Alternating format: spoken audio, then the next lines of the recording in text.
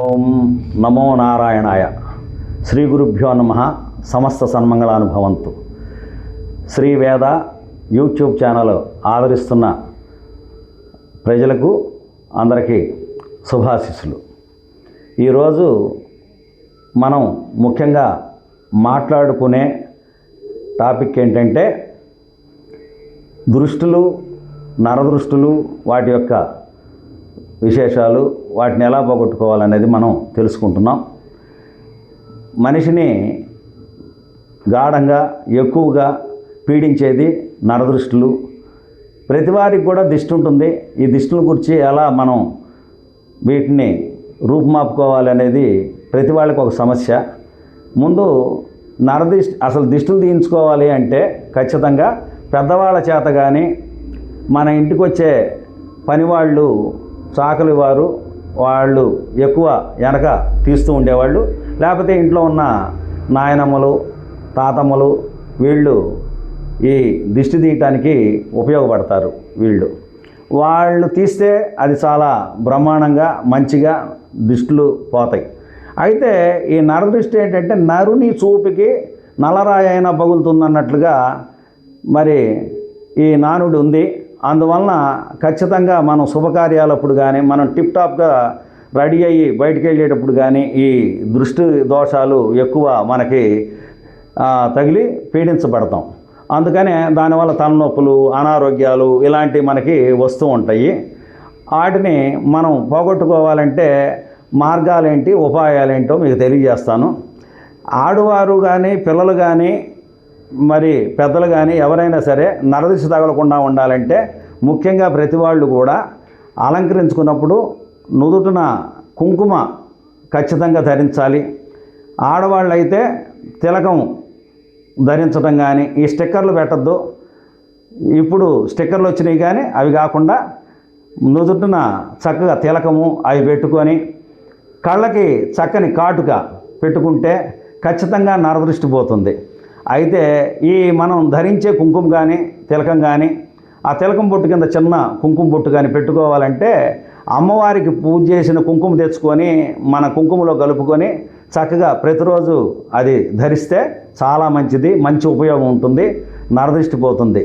అలాగే ఎడంకాలికి నల్లని ఒక మొలతాడు ఉంటుంది కదా, నల్లని తాడు ఒకటి మంత్రముళ్ళేసి అవి బ్రాహ్మణుల చేత, ఇవి పూజల చేత మనం ఆ నరదృష్టికి ఎడమకాలికి నల్లటి థ్రెడ్ను ఒక దాన్ని కట్టుకుంటాం. అది గురువుల చేత కానీ, మరి పురోహితుల చేత కానీ, ఈ పూజారుల చేత వీళ్ళ దగ్గరికి వెళ్ళిపోయి మంత్రించేయమంటే ఇస్తారు. ఆంజనేయ స్వామి గుళ్ళల్లో మరియు అమ్మవారి గుళ్ళల్లో ఇట్లా మంత్రించిస్తారు. ఆ థ్రెడ్ తీసుకొచ్చి కట్టుకుంటాం వల్ల నరదృష్టులు పోతాయి. అంతేకాకుండా తర్వాత నిమ్మకాయలు మంత్రించిస్తే నిమ్మకాయ మూడు సార్లు మనిషి చుట్టూ తిప్పి దాన్ని దిష్టి తీసి 2 చెక్కలుగా చేసి నీళ్ళల్లో కలపటం కానీ, లేకపోతే దాన్ని ఎవరు తొక్కని చోట చెట్లలో పడేయటం కానీ చేయాలి.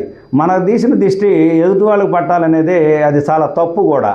అందుకని బజార్లో 4 రోడ్ల కూడల్లో పోస్తారు, చాలా తప్పు. అలా చేయకూడదు. మనం చెడేది కాకుండా ఎదుటి వాళ్ళని జడగొట్టినట్టు ఉంటుంది. అలాంటి పనులు మాత్రం చేయకూడదమ్మా, అది మనకి పాపం. చాలామంది 4 రోడ్ల కూడల్లో చేస్తూ ఉంటారు, అలా చేయబాకండి. ఇట్లా పోగొట్టుకోవచ్చు నరదృష్టి. అందుకని దిష్టి తిలకం పెట్టడానికి, బొగ్గన చుక్క పెట్టడం చిన్నపిల్లలకి, పసిపిల్లలకి ఇలాంటివి కూడా చేస్తూ ఉంటాం. ఇవన్నీ కూడా నరదృష్టిలు పోవటానికి. అదే మన గృహాలకి నరదృష్టులు తగులుతాయి. నూతన గృహాలు కట్టుకునేటప్పుడు చాలామంది మనం కట్టుకోలేకపోతున్నాము, అది ఎదుటి వాళ్ళు కట్టుకుంటున్నారు, వాళ్ళు బాగుపడిపోయారు, మనం ఎప్పుడు బాగుపడతాం అనేది అనుకొని ఇట్లా ఇల్లు కడుతుంటే చూడు అవి బ్రహ్మాండంగా ఎదుగుతుంది, బ్రహ్మాండంగా కడుతున్నారు, 4 రోజుల్లోనే పైకి లేచింది ఇల్లు అని ఇలాంటి మాటలు అనుకుంటూ ఉంటారు. ఇవి కూడా నరదృష్టి కింద వస్తాయి. అందువలన ఇట్లాంటి నరదృష్టిలు పోవటానికి మనము గడ్డితో తయారు చేసిన మనిషి బొమ్మని కానీ, లేకపోతే పీపా పట్ట వేసుకున్న మనిషి బొమ్మ కానీ పెట్టి దాని ద్వారా నరదృష్టి ఈ కట్టుబడికి నరదృష్టి లేకుండా ఇల్లు చక్కగా మనకి పూర్తవుతుంది, బ్రహ్మాండంగా ఉంటుంది. అప్పటి వరకు ఆ బొమ్మలు అట్టి పెట్టి తర్వాత తీసివేయాలి.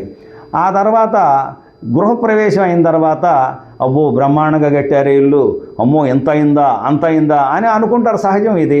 అందుకని అది పోవటానికి మనం ఇంటికి తప్పకుండా ఇక్కడ బ్రహ్మరాక్షస బొమ్మలు ఉంటాయి. ఏది శివనామంతో బొమ్మలు, రాక్షస బొమ్మలు, మరి విష్ణునామంతో రాక్షస బొమ్మలు ఉంటాయి. ఎక్కువ శివగణాల్లో ఉంటాయి కాబట్టి రాక్షసి నివారణ అంతా శివగణాల్లో ఉంటుంది కాబట్టి అందుకని ఈ శైవ గణ రాక్షస బొమ్మను ఎక్కువ పెట్టుకుంటాం వల్ల కానీ, తర్వాత ఇంటి ముందు దృష్టి గణపతి బొమ్మ పెట్టుకుంటాం వల్ల కానీ నరదృష్టి మనకి ఖచ్చితంగా పోతుంది. ఇవి పాటించాలి. తర్వాత రెండవది ఏంటంటే ఏదన్నా విఘ్నేశ్వరుడు బొమ్మ ఎప్పుడు ఎక్కడ వేయాలి అనేది కూడా ఉంటుంది.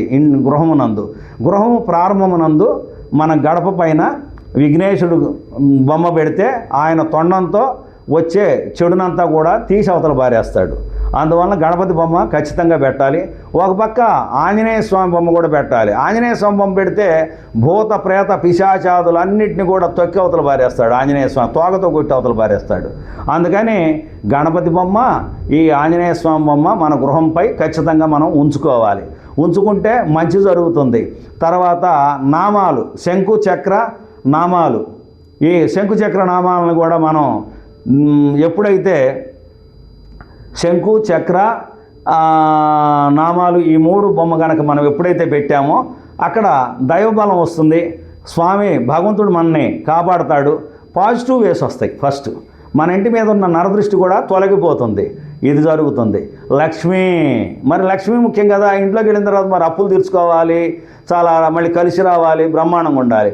మనం ఇంట్లోకి వెళ్ళిన తర్వాత మొదటి గుమ్మం మీద మనం లోపల నుండి బయటకు వచ్చేటప్పుడు గుమ్మం పైన లోపల లక్ష్మీదేవి మన వైపు ఉన్నట్టు ఇంటి వైపు చూస్తున్నట్టుగా మనం పెట్టుకుంటే అది కూడా స్థిరలక్ష్మి బొమ్మ పెట్టుకోవాలి. కూర్చొని ఉన్న బొమ్మ పెట్టుకొని ఆమెకి వెళ్తూ నమస్కారం చేసుకొని మనం పని మీద వెళుతూ నమస్కారం చేసుకొని వెళితే లక్ష్మీదేవి మనకి ఇంట్లోకి వస్తుంది, ఇంట్లో స్థిరంగా ఉంటుంది, స్థిరవాసం ఉంటుందని ఇది విశేషమైన స్థితి. అందుకని ఇలా చేసుకుంటే మనకి గృహ దోషాలు కానీ ఇవి కానీ వెళ్ళిపోతాయి. తర్వాత శుక్రవారాలు మనకి లక్ష్మీ బాగా ఇబ్బందికరంగా ఉందనుకోండి, లక్ష్మీ పూజలు చేసుకుంటాం.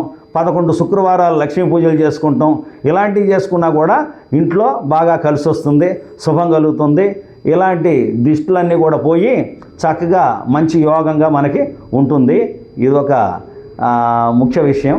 దీన్ని మీకు తెలియజేయడానికి ఆనందపడుతున్నాను, సంతోషిస్తున్నాను. సర్వే జనం సుఖినో భవంతు. నమో నారాయణ.